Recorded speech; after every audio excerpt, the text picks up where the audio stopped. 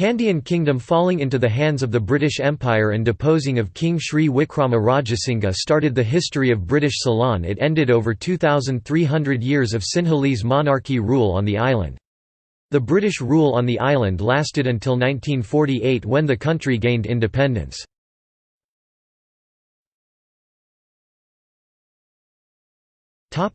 Background.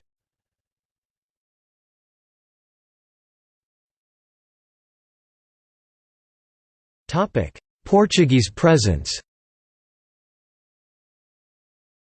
The first Europeans to visit Ceylon in modern times were the Portuguese. Lourenço de Almeida arrived in 1505, finding the island divided into 7 warring kingdoms and unable to fend off intruders. The Portuguese founded a fort at the port city of Colombo in 1517 and gradually extended their control over the coastal areas. In 1592 the Sinhalese moved their capital to the inland city of Kandy, a location more secure against attack from invaders. Intermittent warfare continued through the 16th century. Many lowland the Ceylonese were forced to convert to Christianity, while the coastal Moors were religiously persecuted and forced to retreat to the central highlands, while some of them desired to leave the country. The Buddhist majority disliked Portuguese occupation and its influences and welcomed any power who might rescue them and defeat the Portuguese. In 1602, therefore, when the Dutch captain Joris van Spilbergen landed, the King of Kandy appealed to him for help.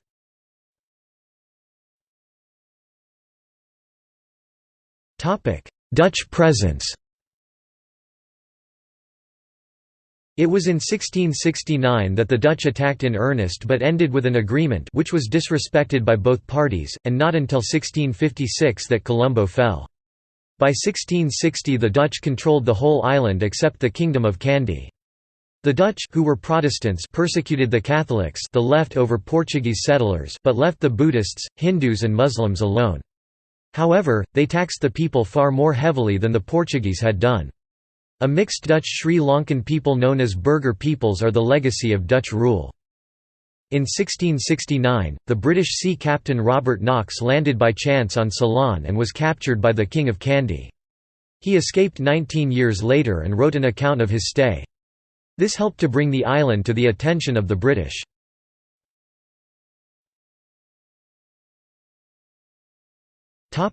British rule.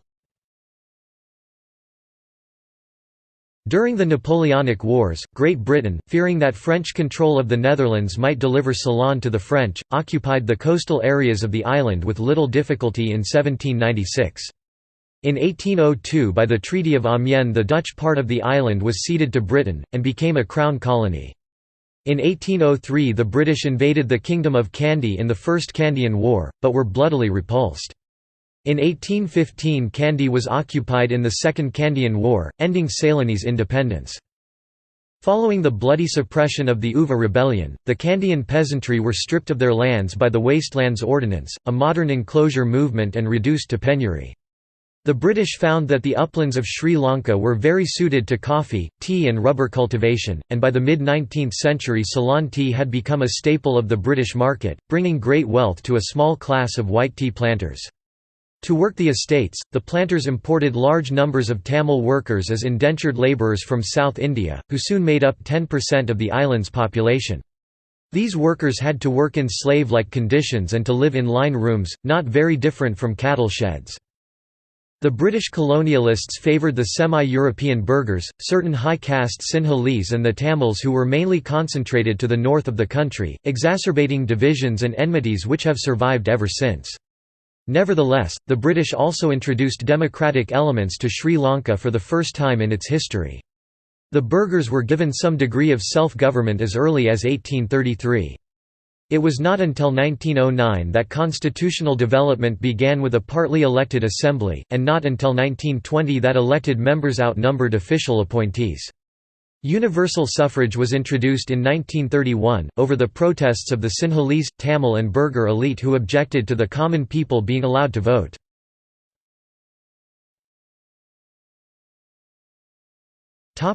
Independence movement. The Ceylon National Congress (CNC) was founded to agitate for greater autonomy. The party soon split along ethnic and caste lines. Professor. K. M. de Silva, the famous Peradeniya historian, has pointed out that the refusal of the Ceylon Tamils to accept minority status to be one of the main causes which broke up the CNC. The CNC did not seek independence or Swaraj. What may be called the independence movement broke into two streams, viz., the constitutionalists, who sought independence by gradual modification of the status of Ceylon, and the more radical groups associated with the Colombo Youth League, Labour Movement of Gunasing, and the Jaffna Youth Congress. These organizations were the first to raise the cry of Swaraj, or outright independence, following the Indian example, when Jawaharlal Nehru, Sarojini Naidu and other Indian leaders visited Ceylon in 1926. The efforts of the constitutionalists led to the arrival of the Donamore Commission reforms 1931 and the Solbury Commission recommendations, which essentially upheld the 1944 draft constitution of the Board of Ministers headed by D. S. Senanayake. The Marxist Lanka Sama Samaja Party (LSSP), which grew out of the youth leagues in 1935, made the demand for outright independence a cornerstone of their policy. Its deputies in the State Council, N.M. Pereira and Philip Gunawardena, were aided in this struggle by Colvin R. de Silva, Leslie Gunawardena, Vivian Gunawardena, Edmund Samarkadi and K. Natessa Iyer. They also demanded the replacement of English as the official language by Sinhala and Tamil. The Marxist groups were a tiny minority, and yet their movement was viewed with grave suspicion by the British administration.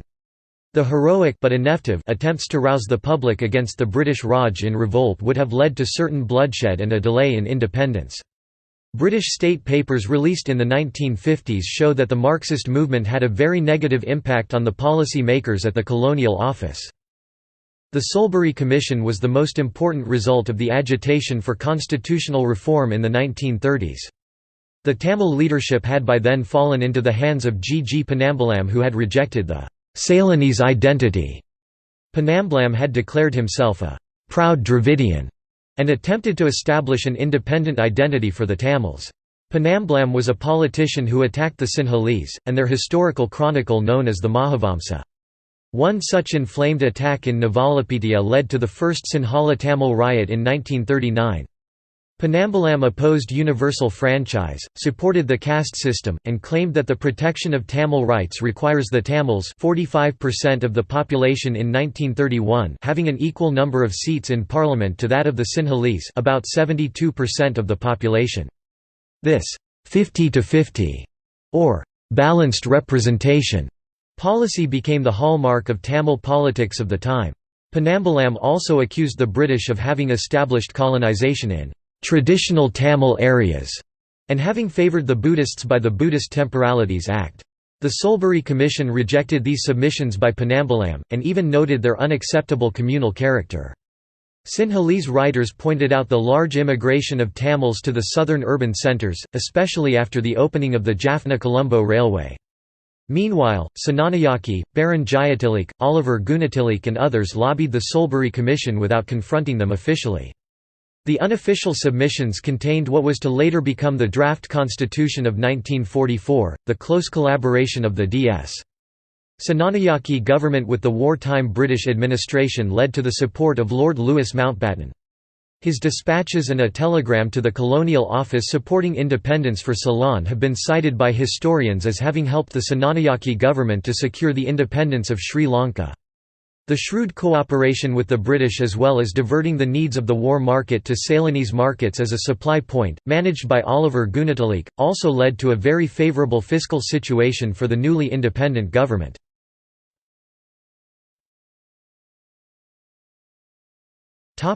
Second World War. During World War II, Sri Lanka was a frontline British base against the Japanese. Opposition to the war in Sri Lanka was orchestrated by Marxist organizations. The leaders of the LSSP pro-independence agitation were arrested by the colonial authorities. On 5 April 1942, the Japanese Navy bombed Colombo, which led to the flight of Indian merchants, dominant in the Colombo commercial sector. This flight removed a major political problem facing the Senanayake government. Marxist leaders also escaped, to India, where they participated in the independence struggle there. The movement in Ceylon was minuscule, limited to the English-educated intelligentsia and trade unions, mainly in the urban centres. These groups were led by Robert Gunnerwardena, Philip's brother. In stark contrast to this «heroic» but ineffective approach to the war, the Senanayake government took advantage of the war to further its rapport with the commanding elite. Ceylon became crucial to the British Empire in the war, with Lord Louis Mountbatten using Colombo as his headquarters for the Eastern Theatre. Oliver Gunatilaka successfully exploited the markets for the country's rubber and other agricultural products to replenish the treasury.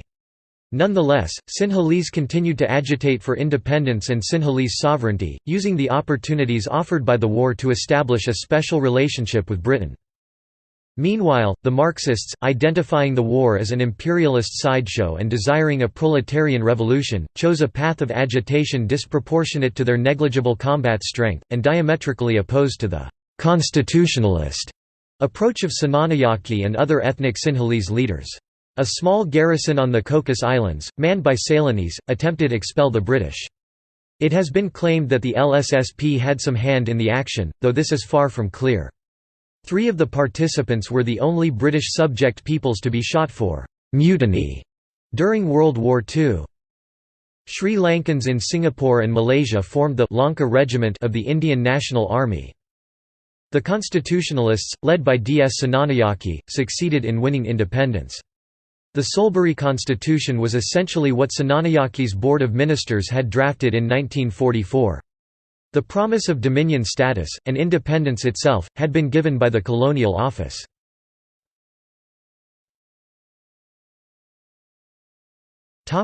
Post-war.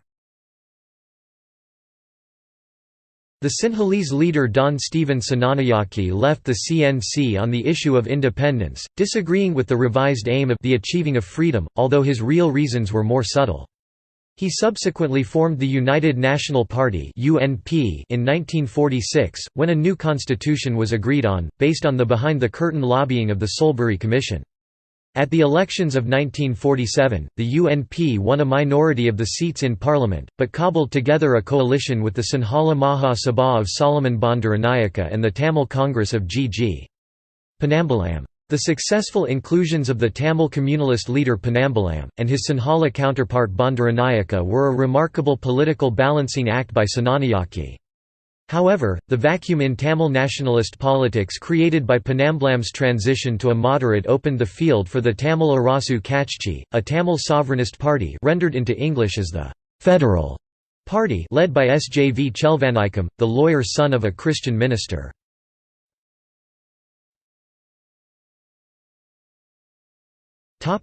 See also: History of Sri Lanka.